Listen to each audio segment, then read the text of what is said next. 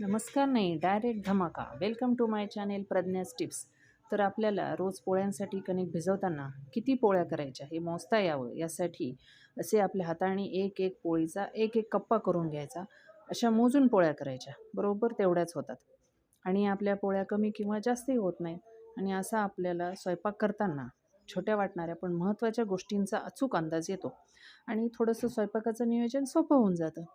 आणि आपली आणखी एक अडचण जी आपल्याला रोज येते, तर हे कणिक भिजवताना पाणी टाकल्यानंतर कणिक मळायला लागलो की आपली परात अशी खूप सरकते आणि मग आपल्याला ती सारखी सारखी ॲडजस्ट करत कणिक भिजवावी लागते आणि त्यामुळं मग आपल्याला कणिक मळायला वेळ जास्त लागतो. हे तर अजून एक गोष्ट तुम्हाला सांगते की आपण पोळी लाटताना आपला पोलपाट पण सारखा सारखा सरकतो, तर मग आपल्याला पोळी लाटणं थोडंसं अवघड जातं आणि आपला वेळही खूप जातो.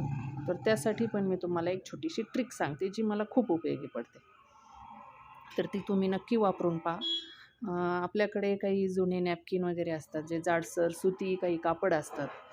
तर ते नॅपकिन पोलपाटाखाली आपण ठेवायचा. एखादं तुम्ही सुती जाडसर कापड वापरू शकता. त्यामुळं मग आपला पोलपाट सारखा सारखा सरकत नाही आणि आपल्याला पोळ्या पटापट लाटता येतात. तर हे मी पुरी लाटते, तर त्यासाठी आपली कणिक खूप घट्ट असते. आपल्याला थोडा जास्त जोर लावावा लागतो आहे, तरीही पोलपाट अजिबात सरकत नाही. तुम्ही एखादा तुमच्या जुन्या झालेल्या गाऊनचा काही भाग कापून वापरू शकता किंवा जे की त्याचं कापड सुती असतं. मग पोलपाट अजिबात सरकत नाही. व्यवस्थित जागेवर राहिला की आपण कितीही जोर लावला तरी तो हलत नाही पोलपाट. आणि पोळ्या झाल्यावर तो कपडा तुम्ही झटकून ठेवा, कारण त्यावर पीठ सांडलेलं असतं ना.